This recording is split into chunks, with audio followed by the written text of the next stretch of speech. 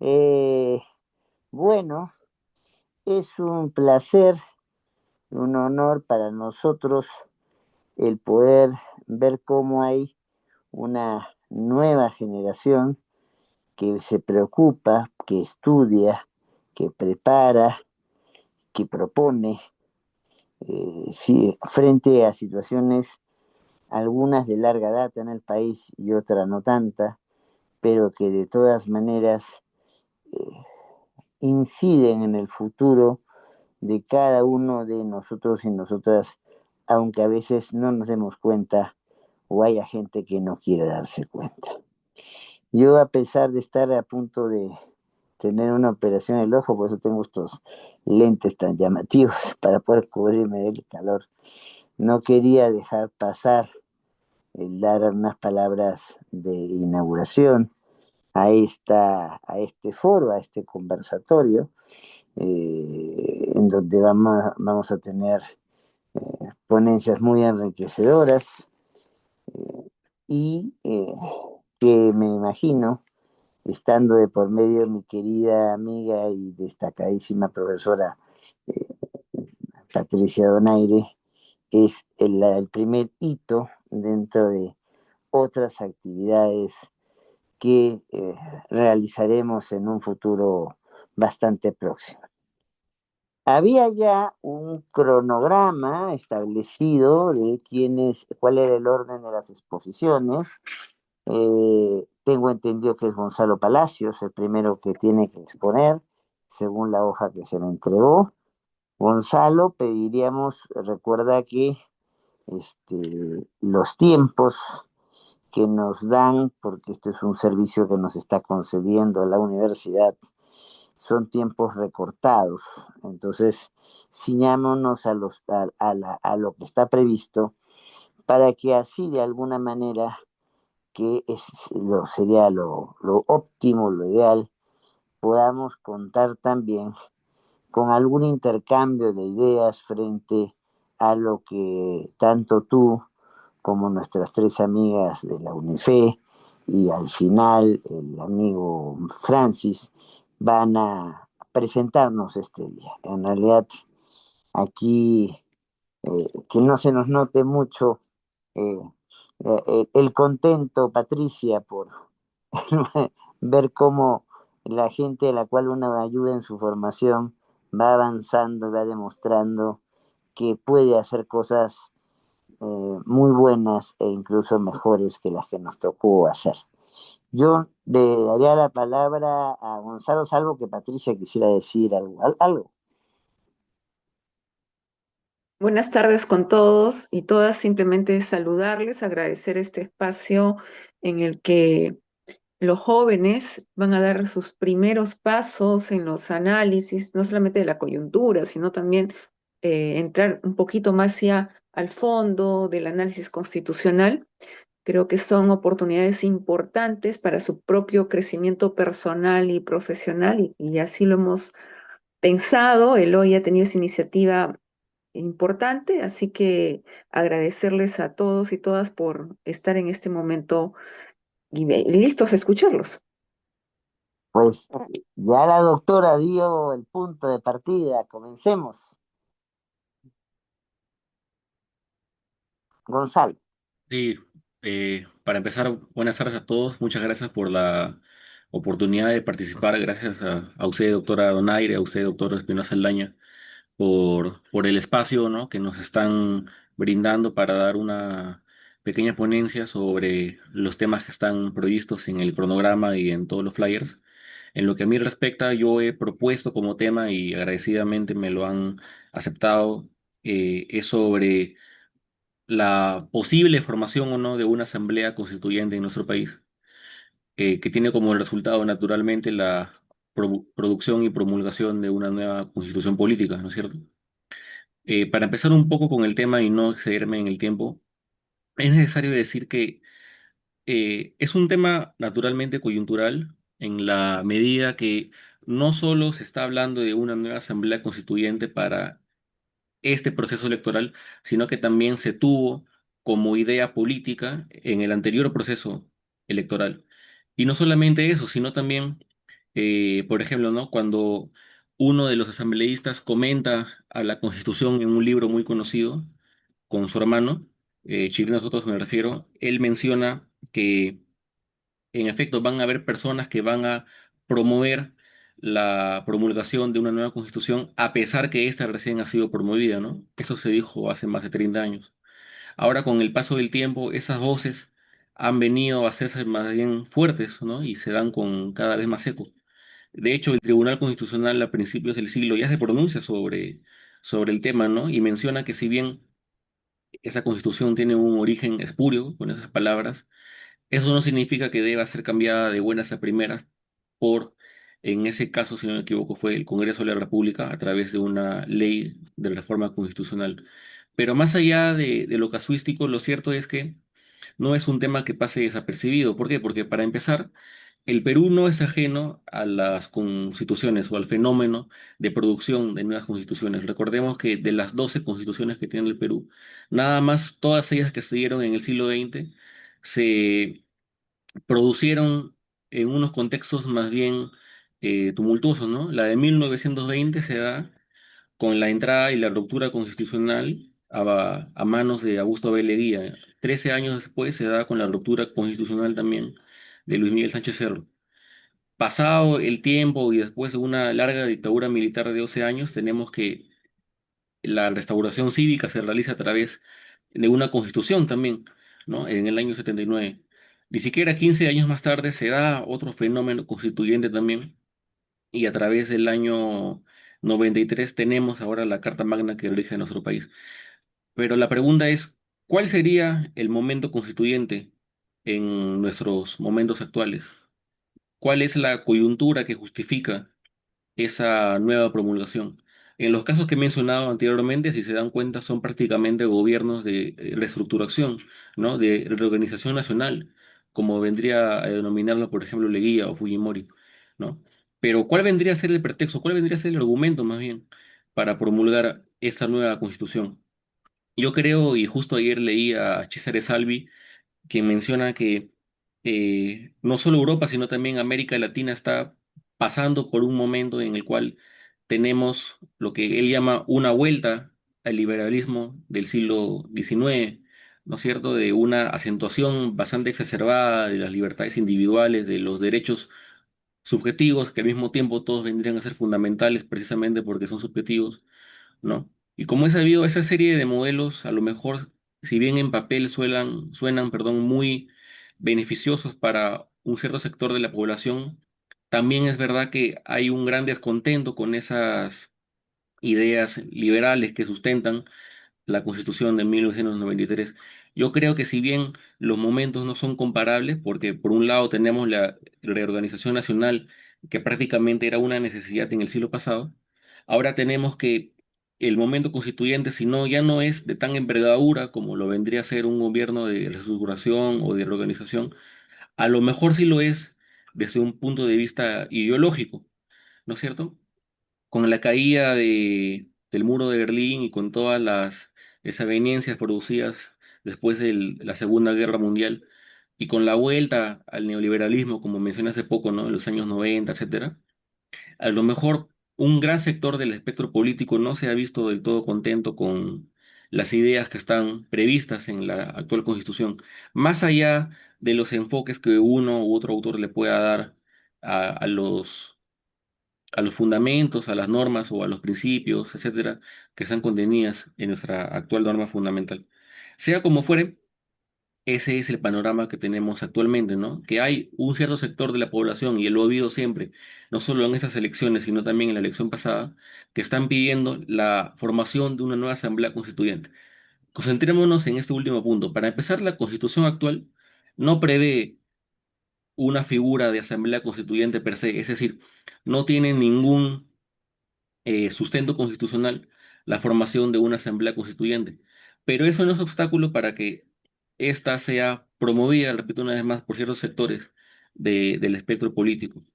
Independientemente de eso, ¿qué es aquello que se suele promover en en estos llamados o en estas exhortaciones a una nueva constitución, a una nueva asamblea constituyente?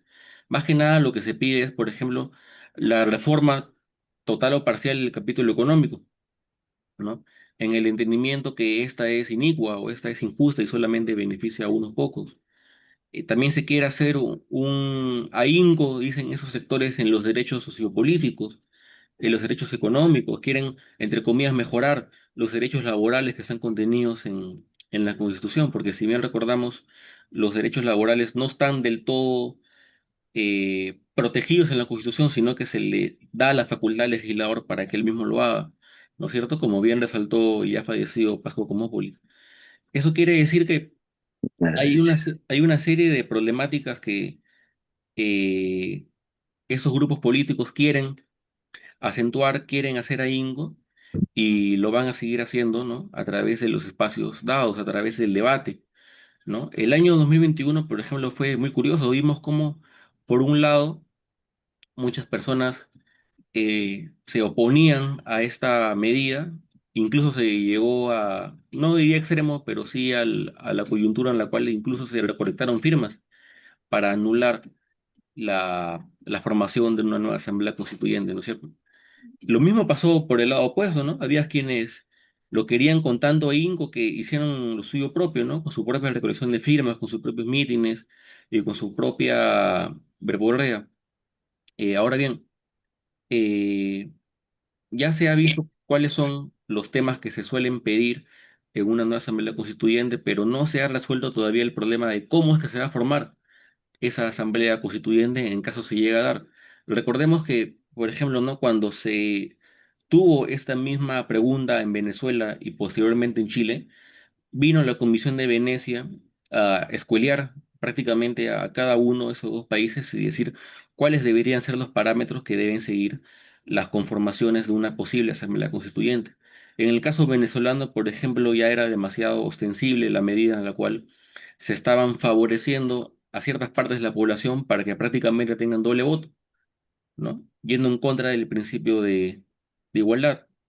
En Chile, si bien no ocurrió algo parecido, se dio la problemática en la cual había un sector o ciertos sectores que corrían el riesgo de estar sobre representados o estar subrepresentados, ¿no? O sea que la conformación, ni siquiera eso como algo tan sencillo, está del todo ya explicado o está del todo ya previsto. Las personas que promueven esos discursos, la mayor de las veces ni siquiera suelen dilucidar las dudas de cómo es que se va a formar esa asamblea constituyente. ¿Se va a elegir a través de un distrito nacional único? ¿Será plurinominal, pluridistrital? ¿Cómo es que actualmente las discusiones jurídicas se están dando en torno a ese tema? ¿No? Se escogerá los 130, supongamos, ¿no? En una sola tanda, se harán dos armadas. ¿Cuánto tiempo durará eso? ¿Cuánto tiempo duraría un Congreso Constituyente que, recordemos, prácticamente acapara todas las facultades ejecutivas y legislativas? ¿Cómo es que se resolvería ese proceso en la práctica? La verdad es que todas estas problemáticas no suelen ser respondidas por quienes promueven esas medidas, no solamente por desconocimiento de la materia, sino también se podría llegar a decir por conveniencia, ¿no? En resumen, diría yo, para ya ir cerrando la exposición, porque no quiero alargarme demasiado, diría que Francis, ¿cuánto rato por intervención? no solo es problemático el hecho de estar promoviendo un cambio de la Constitución de manera tan continua, sobre todo teniendo en cuenta que la Constitución es la fuente de las fuentes, es la norma suprema y la norma fundamental, es la norma que rige cómo es que se van a dar todos los procesos políticos y jurídicos de nuestro país, sino que también es problemático en tanto y en cuanto no se están resolviendo dudas tan elementales como las que mencioné hace poco y puse de relieve, como vendrían a ser la conformación, la duración del proceso constituyente, ¿no? Tampoco se habla incluso de si es que se van a respetar o no las cláusulas pétreas, entendiendo estas como aquellas normas que están, si se quiere, en la nube del derecho constitucional peruano y que entendemos como intocables, intangibles, ¿no? En resumen, eso sería todo por mi lado. Agradezco una vez más la oportunidad por poder participar en este pequeño congreso, conversatorio, etcétera. Y repito una vez más, muchas gracias por escucharme. Bueno, muchas gracias a ti eh, además, no solo por las interesantes ideas que has planteado, sino que te has ceñido exactamente a los 15 minutos que habíamos previsto por cada una de las intervenciones. Después de este muy interesante tema de qué implicaría tener una nueva constitución, tenemos otro no menos importante, eh, muy presente hoy en día, la crisis de confianza en el sistema electoral peruano en la segunda vuelta de estas elecciones presidenciales de el 2026, viendo todo lo que acabamos de vivir y que no terminamos de vivir porque hay algunos estertores de estos problemas que están todavía lejos de encontrarse resueltos. Doy entonces la palabra a la expositora por 15 minutos y le escuchamos con gran atención.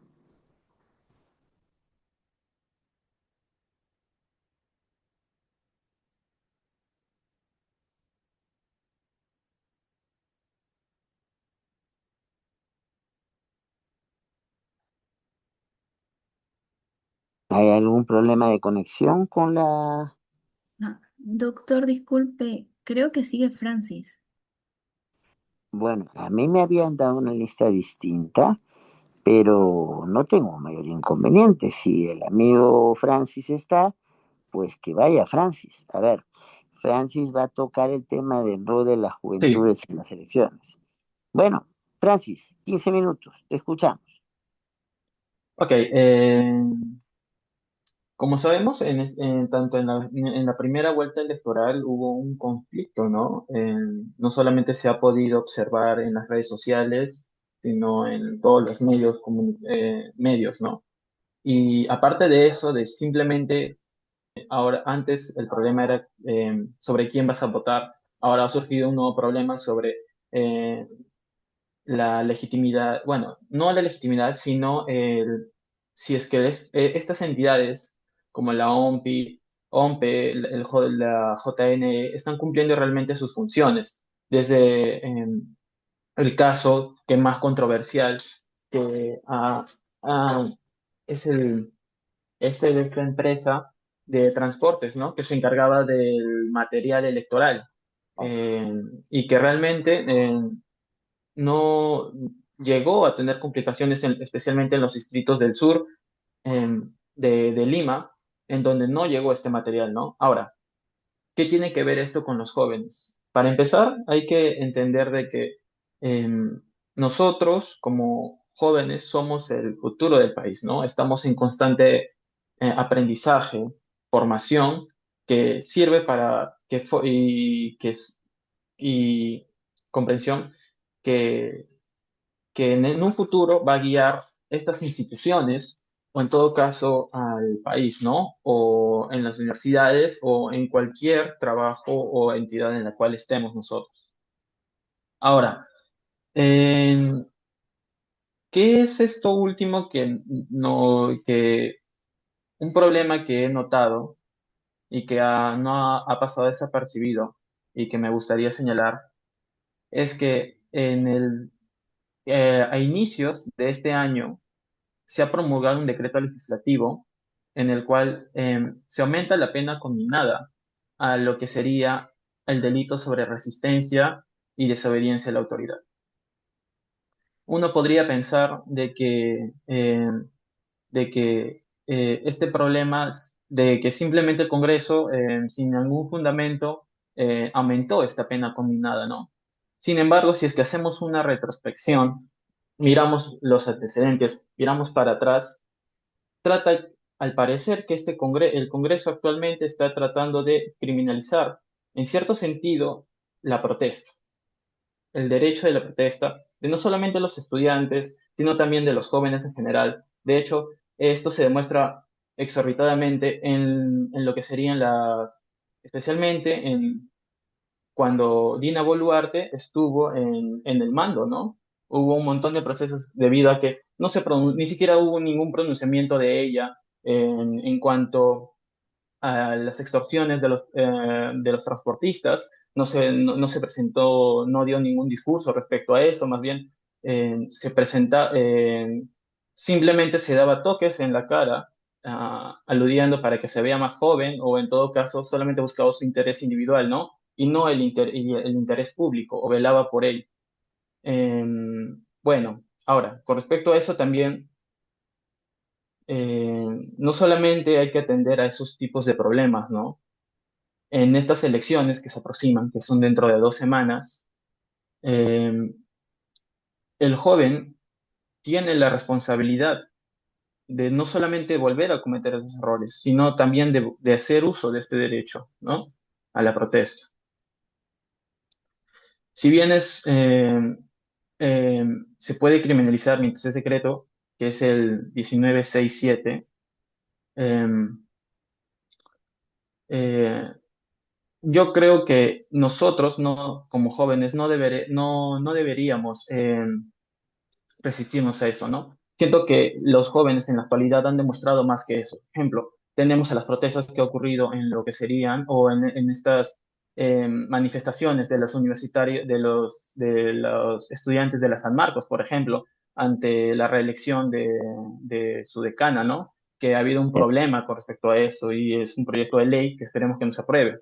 Igualmente en la católica tenemos la alza de pensiones, por ejemplo, que ha ocurrido, que ha quitado la posibilidad y que se ha puesto como escala mínima para poder ingresar a un monto aproximado de 3.000 soles. Y con excepciones de que puedas tener una beca, pero que son muy restrictivas, ¿no?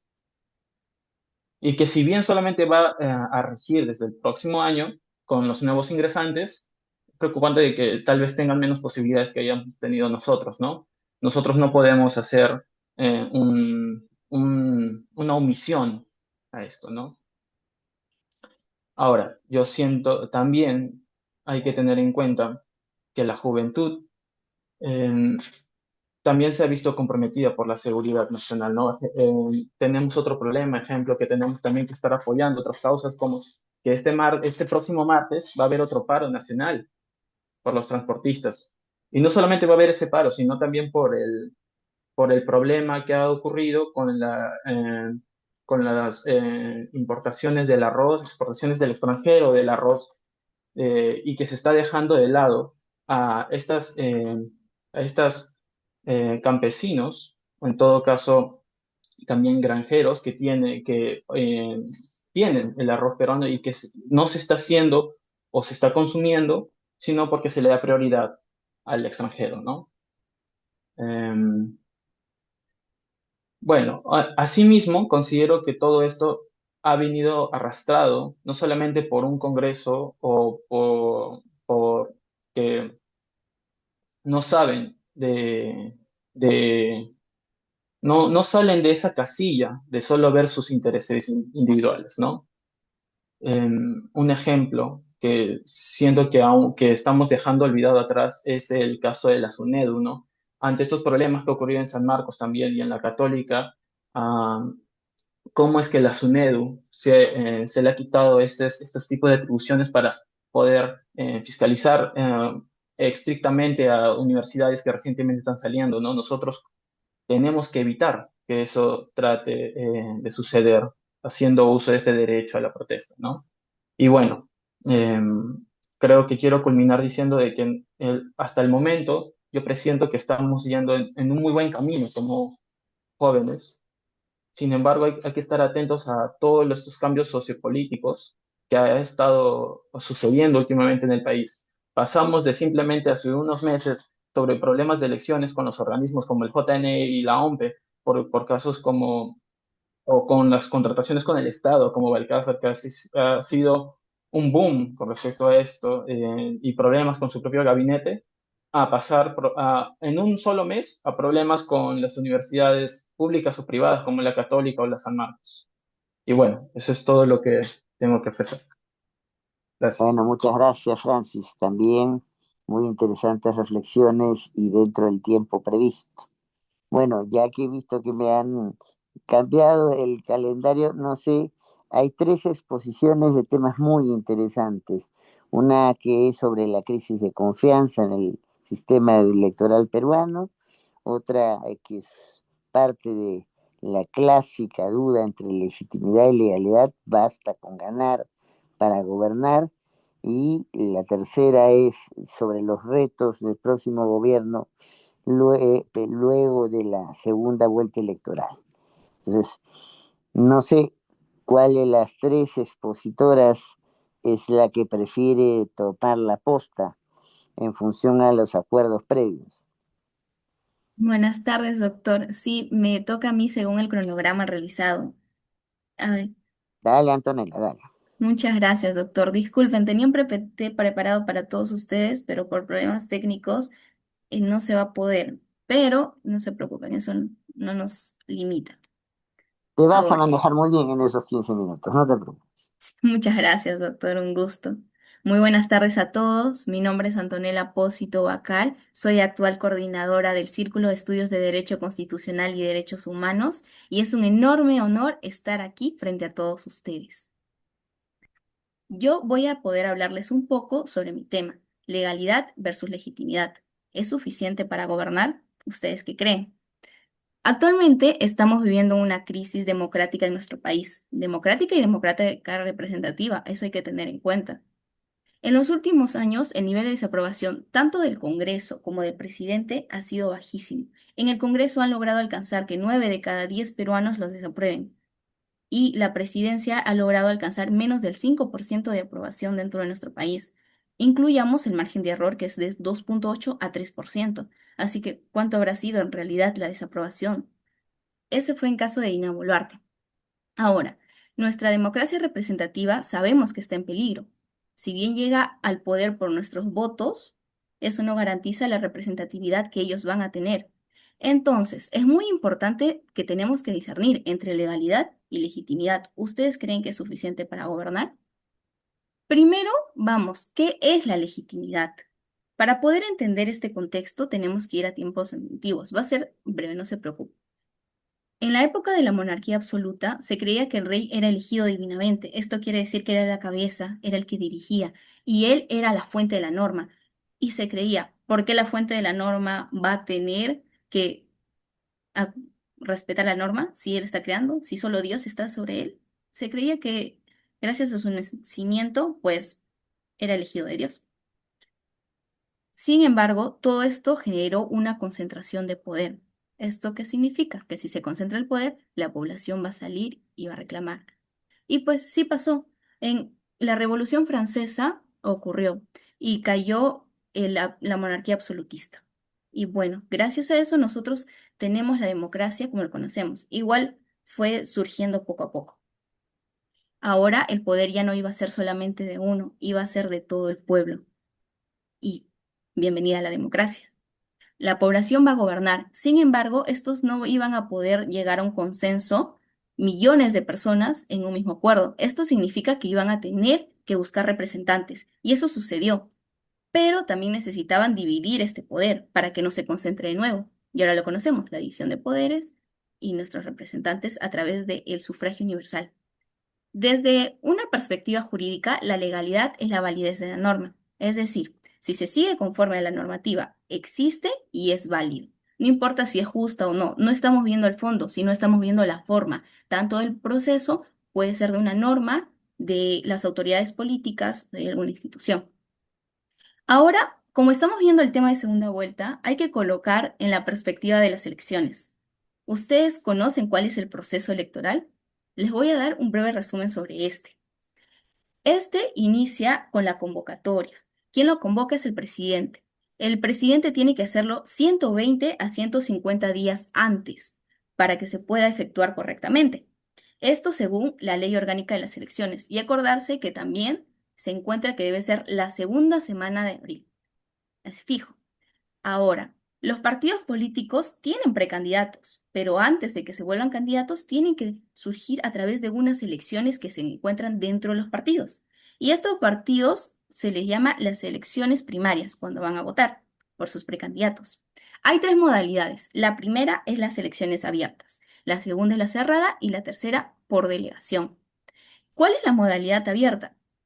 Todos los ciudadanos pueden votar. Tú y yo podemos votar. Nuestras amigas pueden votar, nuestros familiares también. Depende de cómo lo decida el partido. Sin embargo, para poder evitar el boicot, se tienen que inscribir. No necesariamente se inscriben al partido, sino a la lista de los votantes que van a estar. Por ejemplo, nosotros queremos realizar un boicot. Esto es lo que se intenta prevenir. Tú y yo nos ponemos de acuerdo. Tienen una estrategia el partido político de elegir a los candidatos que sean más conocidos para que el partido surja. En eso está correcto. Pero nosotros somos de otro partido político. No estamos inscritas, pero nuestro corazón es de ese partido. Y pues nos ponemos de acuerdo. Vamos y votamos por menos conocidos, generando un boicot. Y eso es lo que se quiere evitar. Ahora, entonces, ¿cuáles son las elecciones cerradas? En este caso, solamente los inscritos en el ROP van a poder votar, pero tienen que estar sí o sí afiliados, obviamente, al partido político. El ROP es registro de de las organizaciones políticas, registro de organizaciones políticas. Ahora, ¿por qué existió esto? Porque en realidad se podía generar nuevos afiliados con firmas que fueran falsas y así poder ganar ciertos tipos de precandidatos y no hacerlo democráticamente, sino que existiera detrás algo. Entonces, ¿cuál va a ser el sistema de votación de delegados o a través también conocida como democracia indirecta? Pues de nuevo, los afiliados van a tener que votar por representantes y estos representantes van a ser los que van a votar por los precandidatos. En estas tres modalidades tenemos dos tipos. Pueden ser por candidatos individuales o por lista. En el caso de la lista, suele ser el más conocido y el que más se utiliza, porque usar precandidatos podrías tener 20, 30, 40, 50, 60 precandidatos para votación y va a ser algo tedioso. Entonces, una vez que tenemos la lista de los ganadores, cada partido político tiene que ir a registrarse a una entidad del Jurado Nacional de Elecciones, los jurados electorales especiales. Estos se crean solamente en un lapso de tiempo, no son permanentes, para poder estar en las elecciones. Al finalizar del registro, ellos ya pueden iniciar su campaña política. Tenemos que tener en cuenta que la campaña solamente se puede hacer hasta máximo el sábado a medianoche. Y el cierre de campaña tiene que ser el jueves a medianoche. Y recuerden que también existe la ley seca. Así que una vez que pasa el sábado a medianoche ya no pueden hacer ningún tipo de campaña. El domingo ya son las votaciones. Todos nosotros vamos a ir a votar. Los electores van a acudir a su local de votación. Ay, muchas gracias, doctor. Estamos en la cuarta PPT. Se Ay, pudo, se pudo, se y pudo. gracias, doctor. Todo un trauma. Ya. Y ahora, como ven, estamos en el día del sufragio. Es todo un proceso. En el día del sufragio, todos nosotros vamos a ir a votar. Y esto se le va a considerar también primera vuelta o one shot. Que esto significa que nosotros vamos a ir a votar, pero en las últimas elecciones se dieron cuenta que se votó por presidente, parlamento andino, senado, diputados. Fueron bastantes por quién elegir. Y si en el caso no se llegara el presidente a tener el 50% de votos, se tendría que ir a una segunda vuelta. Pero eso sí, el Parlamento cierra elecciones, porque de ahí ya salen los parlamentarios y se va a dividir los escaños según la cifra repartidora. Ahora, en como pasó en las últimas elecciones, pues no llegaron al 50%, obviamente, los candidatos presidenciales, así que vamos a ir a segunda vuelta. Está a nada, así que piensen muy bien con su voto, por favor. En ese caso, ya se da la segunda vuelta, van a elegir a un ganador, el Jurado Nacional de Elecciones tiene que revisar las actas, tanto impugnadas como observadas. Al final van a proclamar los resultados, pero eso no significa que ahí va a juramentar tiempo después, tanto parlamentarios como el presidente. Entonces, primero los parlamentarios van a tener que juramentar el 26. El 26 de julio están juramentando, porque el Parlamento tiene que seguir. Pero como todavía no está el nuevo presidente, tienen que juramentar frente a la Junta Preparatoria. ¿Por qué? Porque el 27 tienen que elegir su mesa de directiva. Tanto el Senado como diputados ya deben tener su mesa directiva para el 28 de julio, para que el nuevo presidente pueda llegar al poder y juramentar. Entonces, ya conocemos todo este proceso, ¿es verdad? Este proceso nos demuestra la forma de llegar al poder, de ser una autoridad política dentro de nuestro país. Pero el acto se cumple formalmente. Sin embargo, ¿cree que sea válido formalmente garantizar que la población se sienta representada por actores políticos elegidos? ¿La formalidad no bastaría o sí? Pero para eso hay que ver primero la legitimidad, para poder tener dos aspectos, legalidad y legitimidad. Siguiente, por favor, doctor. Dale. Ya, ahí con la legitimidad. Ahí tenemos algunos ejemplos. Bueno, para poder comprender primero la legitimidad, hay que observar que bien, el fondo, ya les dije, la forma es la legalidad. La legitimidad va a ser el fondo. En este se produce cuando la población va a creer en una autoridad política, en un grupo o incluso puede ser en una norma. Debes tener derecho moral público. ¿A qué me refiero? Es decir, que tiene que tener reconocimiento, apoyo de la población, que debe seguir el bien común, la justicia y la voluntad del pueblo. Así la población va a poder creer en sus normas y no las va a respetar solamente por fuerzas mayores. Según Guillermo Ferrero, existen dos tipos de legitimidad, la de origen y la de ejercicio. Entonces, acá muchas personas se terminan confundiendo, pero vayamos paso a paso. Primero, la legitimidad de origen. Esto es lo que poseen cuando ganan las elecciones las autoridades políticas, siempre y cuando lo hagan de forma justa, siguiendo el reglamento, siguiendo la legalidad. Y una vez que llegan al poder, pues tienen la legitimidad de origen. Se dice que es de origen porque viene del sufragio universal. Los que llegan a ganar son gracias a este sufragio y van a tener el derecho legal de gobernar. Ahora, ¿cuál es la legitimidad de ejercicio? Este es muy importante porque no basta con ganar las elecciones y que te elijan, sino también durante tu mandato. Tú, esto se basa en las decisiones que tú tomes y cómo la población tiene la percepción de ti. Tienes que ser de manera ética, eficiente. Tenemos que observar resultados, pero estos resultados tienen que ser coherentes y éticos. No solamente tienen que sacar normativas o en caso de ejecutar, sino tienen velar por el bienestar de la población. Cuando se tiene este tipo de legitimidad, la inseguridad ciudadana suele disminuir, se genera paz y las personas van a poder creer en las normas que está haciendo el representante político y van a poder respetarlas. Eso es muy importante en nuestra sociedad. El pueblo debe creer en la autoridad para que el poder se pueda sostener. En ambos casos, tanto la legitimidad de origen como la legitimidad de ejercicio y la legalidad va a surgir del pueblo. El pueblo es quien elige. Así que los, tendríamos que seguir los intereses de la población. Sin embargo, hay que tener en cuenta que también las autoridades con menos aprobación incluso que el 7%, están confundiendo estos tipos de legitimidad y es algo básico que también tendrían que comprender. Entonces, ya que sabemos cuál es la legitimidad, siguiente, por favor, doctor Meloy. Sí, ya, ahí viene. Eh, bueno, Parece que se nos atoró el equipo. A ver, sí, doctor, no se preocupe. a ver, ya El está. siguiente, doctor, el siguiente. Creo que le Esta enviaron un no, la PPT, primera. ¿no? Ajá, ese. Ella, Ahora sí. ¿Basta con ganar para gobernar? Ahora ya vamos a la pregunta de lleno. Con todo esto en mente, ya podemos tener un tipo de argumento. Ganar sí te va a dar el cargo, como estamos viendo a nuestras autoridades políticas. Muchos, vemos varios presidentes ahí. Sin embargo, no, eso no te va a dar el respeto ciudadano, no te va a dar su respaldo, ni vas a poder contar con su representatividad, y menos aún vas a poder tener legitimidad de ejercicio.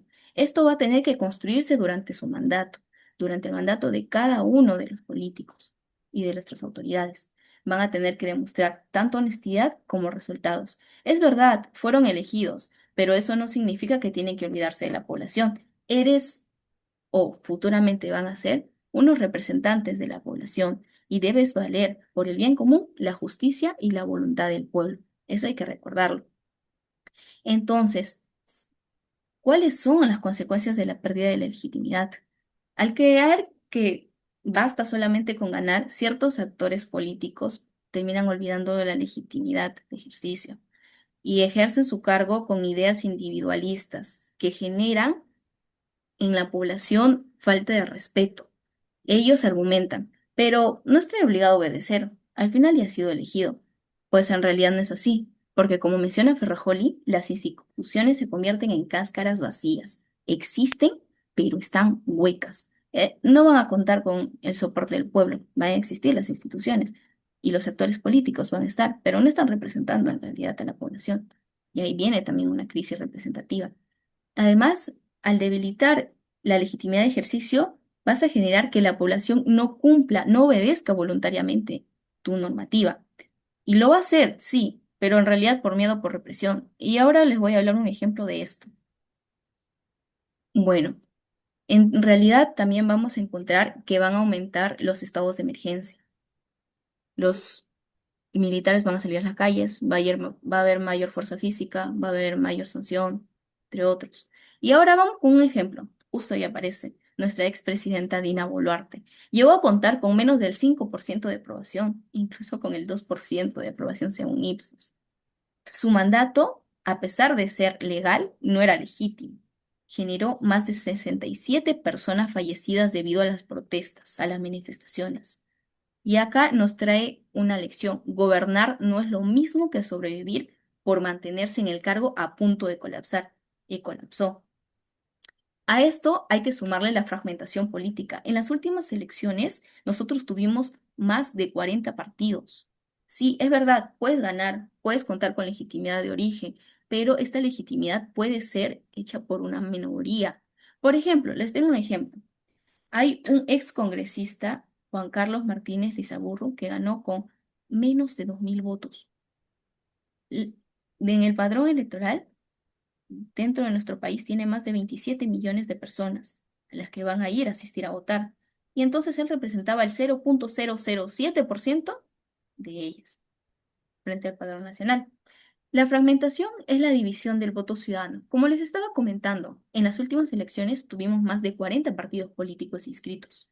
Cada uno de ellos contaba con candidatos. Esto significa que hubieron más de 10.000 candidatos en simultáneo, tanto para presidente, Parlamento andino, Senado y diputados. Y es muy preocupante, porque llegan a segunda vuelta o llegan al cargo con votos muy reducidos. Bueno, por lo tanto, no basta con cumplir la legalidad y poseer la legitimidad de origen. Necesitas el respaldo de la población.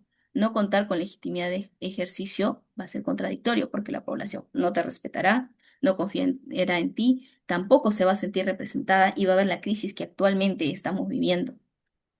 Y pues el poder viene del pueblo. Hay que tener en cuenta eso. El poder lo tenemos nosotros. Tenemos el poder de decidir. Cada uno de nuestros votos acá en segunda vuelta van a importar y van a importar muchísimo. Cada granito de arena va a hacer que nuestro país pueda mejorar. ¿Podemos nosotros los jóvenes seguir con la crisis o podemos mejorarla? Es la decisión de cada uno. Siguiente, por favor, profesor, doctor. Sí, a ver, ahí va.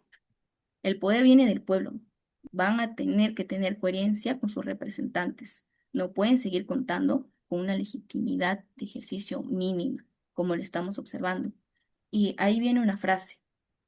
No corramos el riesgo de que la crisis política se convierta en una forma de hacer política. ¿A qué me refiero? Nosotros mencionamos, estamos viviendo una crisis política, estamos viviendo una crisis política, pero la crisis política es temporal.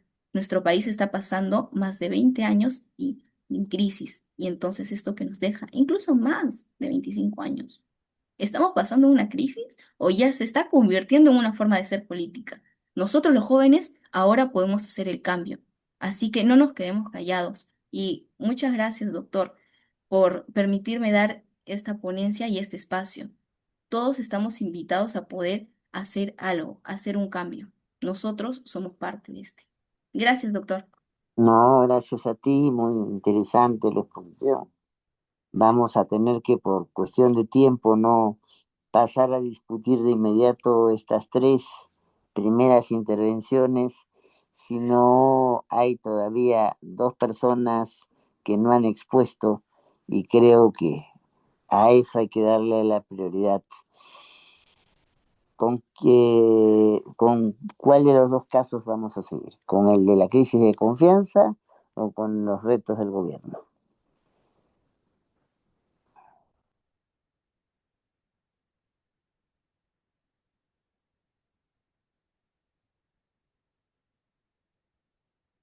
Antonella, Doctor, ¿cuál de... según cómo ha estado programado, la siguiente ponencia tiene Isabel Gavidia, si es que... Sí, entonces que Isabel se conecte de una vez. Sí, doctor, estoy aquí presente. Buenas tardes. Gracias. Te escuchamos. Sí, doctor, estoy pidiéndole a mi compañera que por favor pueda compartir la pantalla. Es, es solo una imagen. Ya, a ver, a ver, a ver. Le- A ver.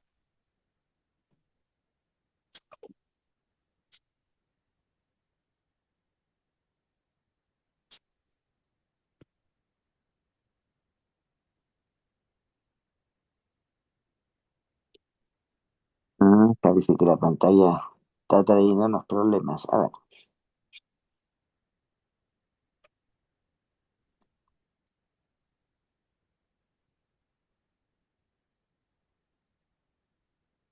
ahí está ya, Sí, ya listo. Doctor, ¿puedo dar inicio con su permiso? por supuesto. Listo, doctor. Bueno, muy buenas tardes con todos. Como ya lo mencionaba mi compañera, yo soy Isabel Gavidia.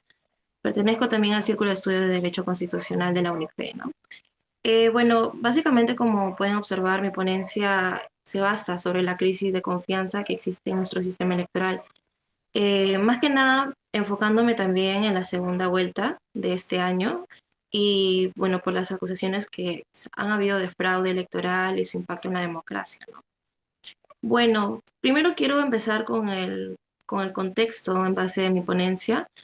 Yo quiero iniciar con una pregunta, ¿no? Un cuestionamiento que quizá muchos de los ciudadanos se han cuestionado, se han preguntado entre sí sobre qué ocurre cuando una sociedad deja de confiar en sus propias elecciones.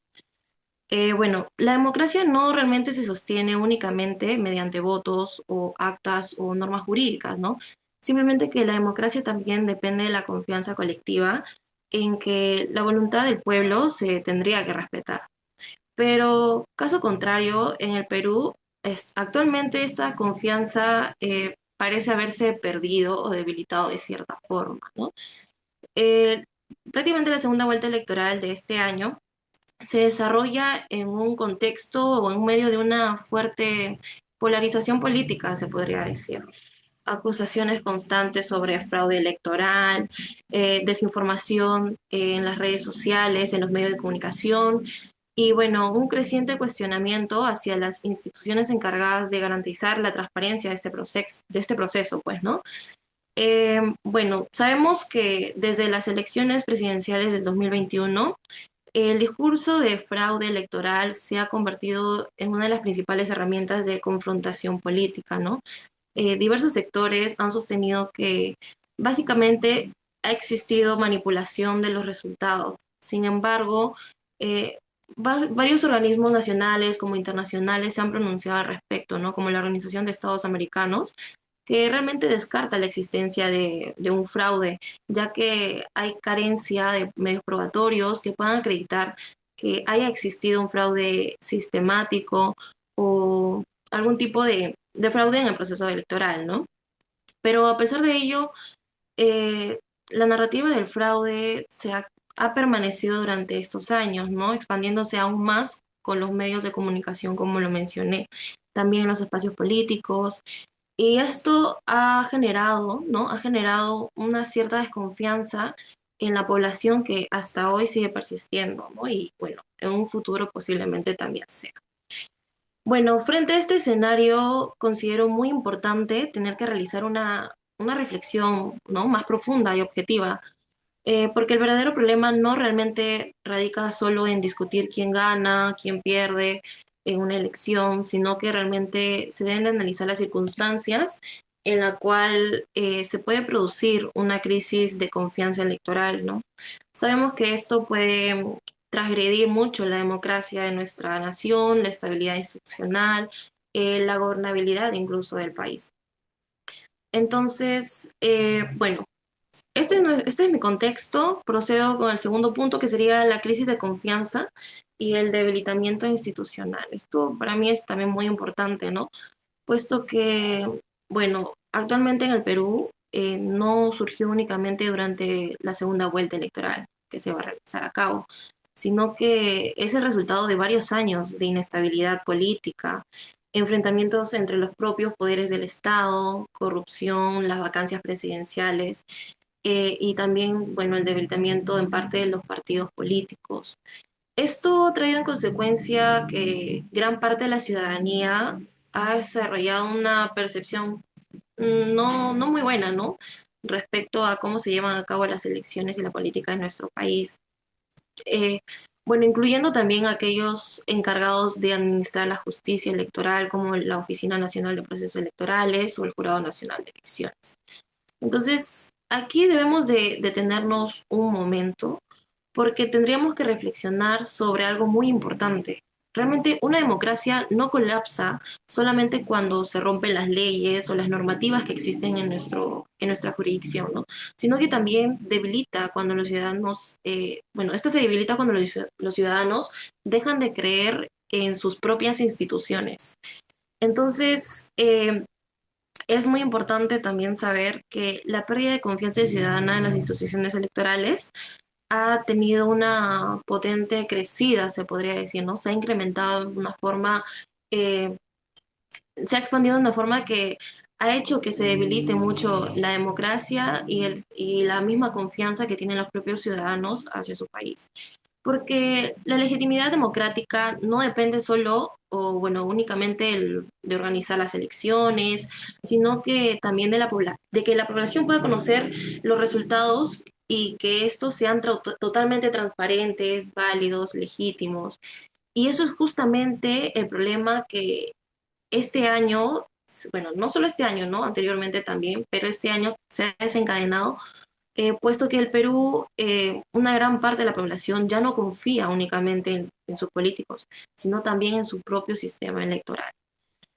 Eh, bueno, con el tercer punto, que sería el fraude electoral y las irregularidades, que tendríamos que plantear una diferencia muy necesaria, muy necesaria, porque han estado utilizando de manera equívoca el término de fraude electoral. Ahora bien, uno de los mayores problemas o disyuntivas que existe dentro de nuestro debate político peruano es que si es que hubo o no hubo fraude electoral. Entonces, muchas personas escuchamos en redes sociales o en debates políticos que se llevan a cabo por estos medios de comunicación de que dicen, ¿no? Nos robaron las elecciones o el sistema está manipulado. Pero sin embargo, desde una perspectiva jurídica, afirmar que existió fraude electoral requiere realmente de pruebas materiales y concretas, objetivas y que sean muy verídicas y a su vez puedan ser verificadas, ¿no? El fraude electoral, bueno, implica una alteración deliberada y organizada de los resultados mediante la manipulación de los votos, la falsificación de actas o también la intervención ilegal en el conteo electoral, ¿no? No solo basta con sospechas, suposiciones, percepciones o errores administrativos que puedan afirmar que una elección haya sido fraudulenta. Entonces, es importante ser claros. Hasta el momento, ningún organismo nacional o internacional ha confirmado la existencia de un fraude electoral en el Perú. ¿Esto significa que el sistema electoral peruano es perfecto? Bueno, obviamente no. Ha presentado ciertas irregularidades, ¿no? Errores en actas, retrasos logísticos, problemas tecnológicos y eficientes que se han visto expuestos por los medios de comunicación y cada uno de los ciudadanos ha tomado conocimiento de dicho.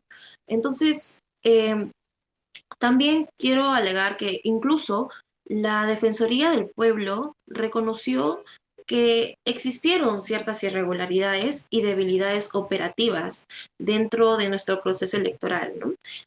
Sin embargo, también se sostuvo que no existían las pruebas fehacientes o suficientes para poder afirmar que hubo una existencia de un fraude electoral. Y esta diferencia es fundamental y muy importante porque cuando cualquier error administrativo se convierte automáticamente, bueno, cuando cualquier error administrativo se convierte en una narrativa de fraude, lo que termina debilitándose no es únicamente un gobierno, sino, o tampoco una elección, sino también la misma democracia. Ahora, en mi cuarto punto, estoy tratando de resumir un poquito más Ujú. por el tiempo. Bueno, la desinformación y la polarización política, ¿no? Es un elemento que ha profundizado esta crisis democrática en el impacto de las redes sociales, más que nada por la desinformación, ¿no? Actualmente, gran parte del debate político se desarrolla en plataformas digitales, donde la información circula de manera inmediata, pero no siempre es verificada. Eso es muy importante saber. Entonces, esto ha permitido también que la difusión masiva de noticias falsas o teorías y discursos que cuestionan la legitimidad electoral sin evidencia ha sido insuficiente, ¿no? También tenemos que saber que la desinformación se convirtió en uno de de los principales desafíos para la democracia peruana, porque gracias a la desinformación es que muchos de los ciudadanos han incrementado su propia desconfianza tanto en el nivel de político y ahora en nuestro sistema electoral. Entonces, debemos de reconocer que las redes sociales no solo transmiten información, sino que también transmiten emociones. Entonces, el miedo, la indignación, la frustración política, suele que expandirse mucho más rápido que los informes técnicos o las verificaciones oficiales que realmente son verídicas, ¿no? Bueno, en este contexto polarizado, cualquier derrota electoral comienza a interpretarse como ilegítima, lamentablemente. Los adversarios políticos dejan de verse como competidores democráticos y pasan a ser considerados enemigos políticos. Eso también debilita uno de los principios más importantes de toda la democracia, que es la aceptación de los resultados electorales y bueno, la alternancia del poder, ¿no? Sabemos que existieron muchas acusaciones sobre el fraude, que también genera un grave problema institucional cuando se desacredita a organismos como la OMPE o el Jurado Nacional de Elecciones. Bueno, se pone en tela de juicio o en duda su capacidad de poder actuar como árbitros imparciales de nuestro proceso electoral. Y cuando la ciudadanía deja de confiar en las instituciones electorales, pues la estabilidad democrática comienza a deteriorarse progresivamente, como ha ido surgiendo y se ha ido suscitando durante estos últimos años. Por ello, resulta peligroso utilizar acusaciones de fraude como estrategia política sin considerar las consecuencias que ello puede tener para la estabilidad de nuestro país. Mi quinto punto es en base a un cuestionamiento. Realmente, ¿qué le espera al Perú en esta segunda vuelta electoral? Bueno, esta segunda vuelta representa un momento decisivo para el futuro democrático del país. Más allá de quién resulte ganador o perdedor, el verdadero desafío será reconstruir la confianza ciudadana en las instituciones y fortalecer la legitimidad del sistema democrático, pues, ¿no? A su vez, el país actualmente está enfrentando una profunda crisis de representación política, donde gran parte de la población se siente desconectada de los partidos, del Congreso, de las instituciones públicas, y esta situación desfavorece totalmente el discurso de, bueno, el crecimiento como y el desarrollo de nuestro país, asimismo la expansión de narrativa que cuestiona constantemente la legitimidad de nuestro sistema electoral. Además, otro elemento que sería determinante para nuestro futuro político es la conformación del próximo Congreso de la República. Entonces, aquí surge una preocupación importante, ¿no? Probablemente el próximo presidente o presidenta tendrá que gobernar nuevamente con el Congreso fragmentado, conformado por múltiples bancadas y con una escasa cohesión política, ¿no?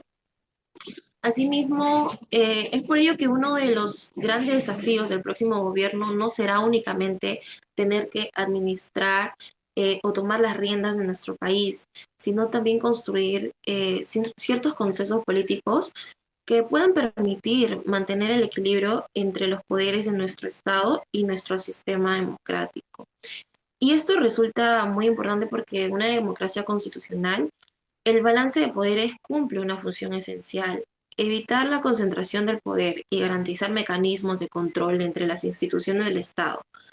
Pero cuando ese equilibrio se transforma en confrontación permanente, el sistema político va a terminar siendo paralizado y la ciudadanía obviamente va a perder aún más la confianza en nuestra democracia.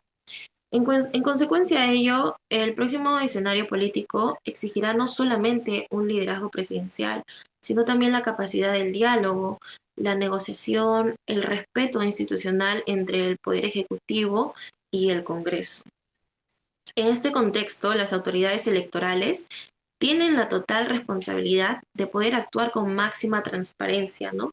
De esta forma garantizan los procesos claros y transparentes. Asimismo, estos se vuelven sólidos. Del mismo modo, los actores políticos deben asumir la responsabilidad democrática fundamental de evitar ciertos discursos que puedan generar mayor polarización o el desconocimiento de resultados sin evidencia, bueno, sin evidencia objetiva. Si el país continúa profundizando la lógica de confrontación permanente y sospecha electoral, el riesgo no será solamente una crisis política temporal, sino también se va a deteriorar nuestra estructura de la democracia peruana. Y bueno, como último punto, como conclusiones, para finalizar, yo quisiera regresar a la pregunta con la que inicié esta ponencia, ¿no? ¿Qué es lo que ocurre o qué ocurriría cuando una sociedad deja de confiar en sus propias elecciones? Y bueno, la respuesta es muy preocupante. Creo yo que podríamos compartir la misma respuesta, ¿no? Realmente, cuando la ciudadanía pierde la confianza en el sistema electoral, no solamente se cuestiona a un candidato o a un gobierno, sino que se debilita la legitimidad de toda la democracia. Es muy cierto que nuestro sistema electoral peruano presenta ciertas deficiencias y durante los últimos procesos electorales han existido irregularidades administrativas y problemas institucionales. Sin embargo, hasta la fecha no se ha demostrado la existencia de un fraude electoral sistemático capaz de alterar la voluntad popular, la voluntad de nuestro pueblo. Es por ello que el principal desafío del Perú no solo será garantizar las elecciones transparentes, sino también reconstruir la democracia bueno, la confianza en la democracia bueno, que el pueblo necesita, ¿no? Y asimismo poder fortalecer la institucionalidad del Estado. Porque al final la estabilidad de nuestro país no dependerá solo de quién gane una elección, como ya lo mencioné anteriormente, sino que también de nuestra capacidad colectiva para poder defender nuestra democracia, incluso en medio de diversas diferencias políticas y confrontaciones. Muchas gracias, doctor. De verdad ha sido muy grato para mi persona y mis compañeras poder participar en este conversatorio y espero que haya sido de mucho su agrado. Gracias. Muchas gracias más bien por tu intervención, Isabel, y nos queda una última intervención, no por ello menos importante, para dar cierre a este primero de otros conversatorios que seguramente iremos teniendo. Ya está la pantalla puesta, lo cual quiere decir que María Fernanda ya está lista. María Fernanda. Sí, muchas gracias, doctor. Buenas tardes a todos los presentes. Me llamo María Fernanda Miranda, soy integrante del Círculo de Estudios de Derecho Constitucional y Derechos Humanos. Es un honor para mí estar aquí el día de hoy para poder compartir este espacio de análisis sobre el futuro de nuestro país. El próximo 7 de junio, nuestra nación acude a una de las urnas para poder definir en una segunda vuelta electoral quién llegará a las riendas del Estado en los próximos 5 años. Vivimos en un momento de alta polarización, debates encendidos en las redes sociales, promesas masivas y una evidente tensión. eh, bueno, todavía no, disculpe compañero, puede retroceder, por favor, gracias. Y una tensión política. Y es que, sin embargo, el objetivo de mi intervención del día de hoy no es sumarme a una campaña, ni mucho menos analizar encuestas. y tampoco debatir sobre qué candidato o no tiene la razón. Hoy vengo a proponerles una mirada más que nada hacia el día siguiente, porque la realidad histórica nos demuestra que independientemente de quién asuma la banda presidencial el próximo 28 de julio, las promesas de la campaña van a chocar con el golpe de la realidad del estado de nuestro país. ¿Por qué? Porque el próximo gobierno no va a recibir un panorama sencillo, sino que va a recibir un país con demandas sociales acumuladas por décadas y una lista de emergencias estructurales que no se pueden seguir esperando. Es por esta razón que decidí ponerle a mi ponencia el día de hoy los retos del próximo gobierno después de la segunda vuelta electoral. Y es que mi objetivo es que nos quitemos por un momento la camiseta partidaria y analicemos desde una perspectiva técnica, pero también, sobre todo, humana, a estos cuatro desafíos que van a definir la viabilidad y la estabilidad de nuestra nación en los próximos 5 años. Gane quien gane, el verdadero reto va a ser atender a esas poblaciones más vulnerables y poder romper esas brechas históricas para que al mismo tiempo frena nuestro desarrollo. Siguiente, por favor. Dale. Ahora sí, comenzamos con el desafío que en todas las encuestas básicamente de la preocupación pública y que afecta de una manera nuestra calidad de vida, que es la seguridad ciudadana. Y es que en los últimos años nosotros hemos sido testigos de cómo es que la delincuencia ha ido avanzando, ha ido mutando. Ya no estamos hablando de un simple robo común en las esquinas, sino que ahora estamos hablando de la consolidación de redes de crimen organizado, de extorsión a pequeños comerciantes, extorsión a los conductores de transporte público, sicariato y también la expansión de economía ilegal, como el caso de la minería ilegal. Es que esto representa una amenaza directa a la soberanía del Estado y a la libertad también de los ciudadanos, porque esto afecta principalmente a los microempresarios y a la familia de los sectores más vulnerables. Por ejemplo, imaginemos un caso en la vida real. El dueño de una pequeña bodega en cualquier barrio de nuestra ciudad, una persona que trabaja 12 horas al día para poder sacar adelante a su familia y que hoy se ve obligada para pagar un cupo o una extorsión semanal para que no atenten contra su vida y tampoco contra su pequeño negocio. Esto ya no es solamente un problema policial, porque esto básicamente está afectando un problema de supervivencia económica. Cuando una mafia controla un territorio, el Estado está perdiendo el control. Y lamentablemente esto lo estamos viendo por medio de las noticias en cualquier momento del día, a plena luz, en la noche, a cada instante y a cada hora. Y la frase de que la mafia controla el territorio y que el Estado está perdiendo el control es cada día más verídico. Y es que el gran reto de este próximo gobierno no será únicamente implementar más policías en las calles o medidas represivas o discurso de mano dura para simplemente una foto. La seguridad va más allá de un tema policial. El verdadero tema acá es que es nuestro sistema de justicia, porque de nada sirve que el policía ponga en juego su vida capturando a un criminal, si tenemos que el Poder Judicial y la Fiscalía están colapsados, con procesos lentos y que al final terminan liberando al delincuente 48 horas después de lo sucedido. El nuevo gobierno tiene un reto urgente, que es articular y reformar el sistema de justicia. Si el sistema de justicia no funciona, entonces la policía va a avanzar en una manera ciega y eso hace que el ciudadano quede totalmente desamparado. Siguiente, por favor. Ahí viene.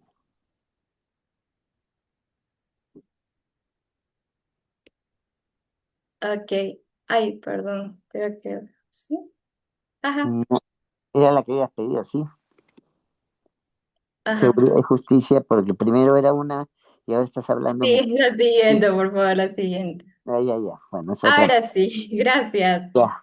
Este problema lleva junto de la mano a un segundo punto que quiero tocar, que es la economía y también el empleo, ya que sí, ok.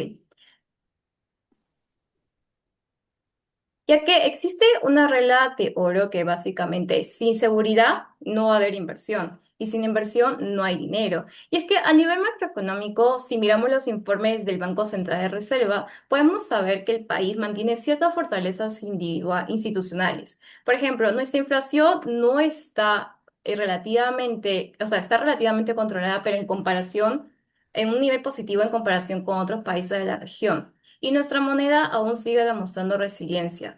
Pero seamos sinceros, las familias de hoy no se alimentan solamente de datos macroeconómicos, de los informes técnicos, sino que el ciudadano a pie siente el golpe en el bolsillo cada vez que van a acercarse a un mercado y saben que la canasta básica familiar sigue costando cada día más, mientras que los sueldos siguen estando congelados. Y es que tradicionalmente, desde una mirada más rígida, se piensa que el empleo solamente se genera de una forma en la que solamente se abren mercados o se va a atraer más inversiones, pero esa es una mirada simplemente incompleta. ¿Por qué? Porque la realidad es que el empleo formal requiere de dos partes. Primero, de las empresas que lo van a ofrecer, pero también de ciudadanos que estén preparados para poder asumir estos puestos. Porque sinceramente, hoy en día el país enfrenta un tema o un problema estructural, que si no tenemos mano de obra con capacidades técnicas y una adecuada educación, entonces no habrá como que ese impulso y las inversiones al fin y al cabo no van a generar un gran impacto. Por eso es que el próximo reto del próximo gobierno no es solamente atraer capitales o generar una confianza para poder extrabar los proyectos, por ejemplo, que se quedan paralizados, como puertos, aeropuertos, sino que el verdadero desafío es poder invertir en el talento de nuestros ciudadanos.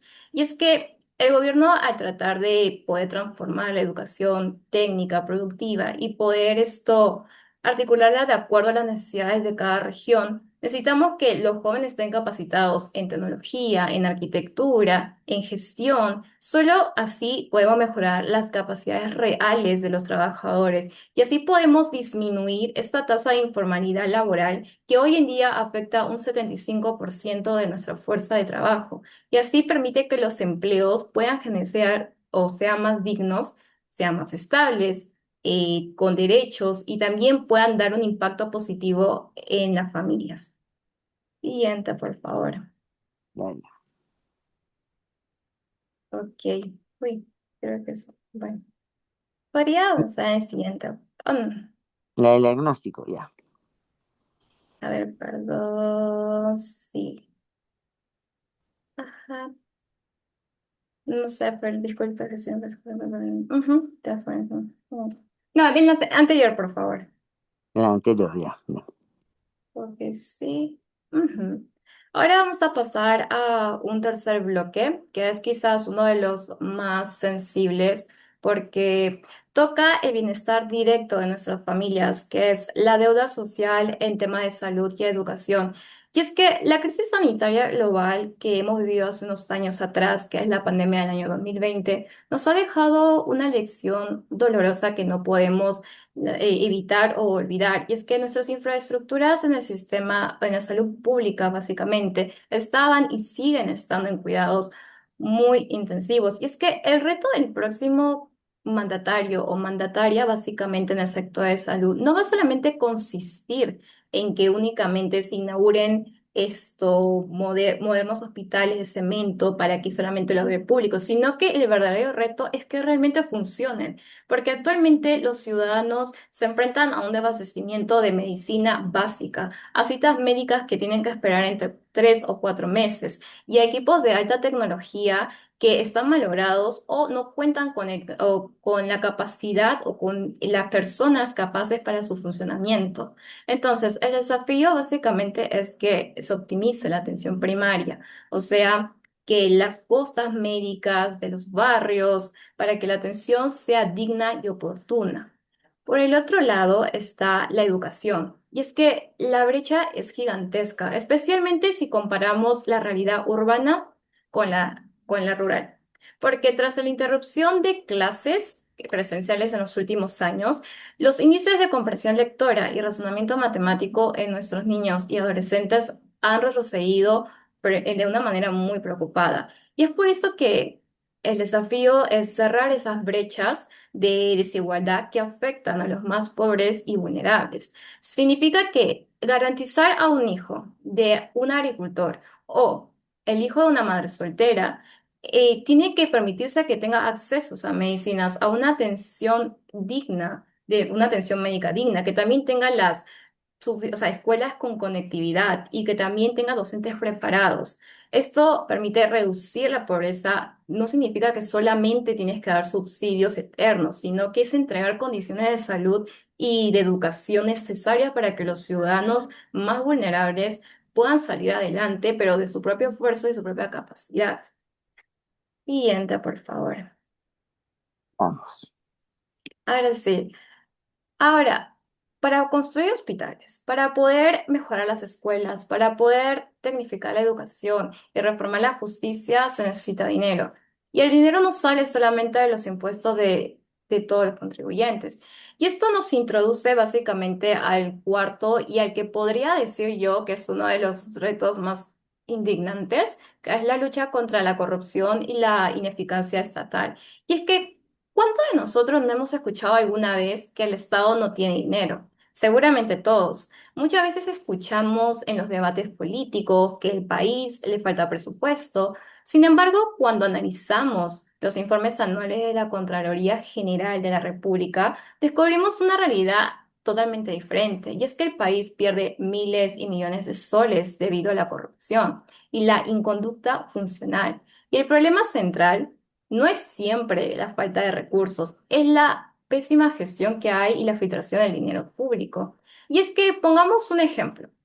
De esta manera nos puede afectar cuando el gobierno, ya sea un gobierno regional o una municipalidad, convoca una licitación para poder construir un hospital o un colegio y esa obra se le entrega a una empresa que paga un soborno, entonces la consecuencia casi siempre es la misma. La obra se queda paralizada, la empresa desaparece, el dinero se pierde y miles de familias se quedan sin atención médica o miles de estudiantes terminan estudiando en contenedores de metales o escuelas prefabricadas por años. Entonces, el problema central aquí no es la falta de recursos, es la pésima gestión y la filtración de lo que es el dinero público.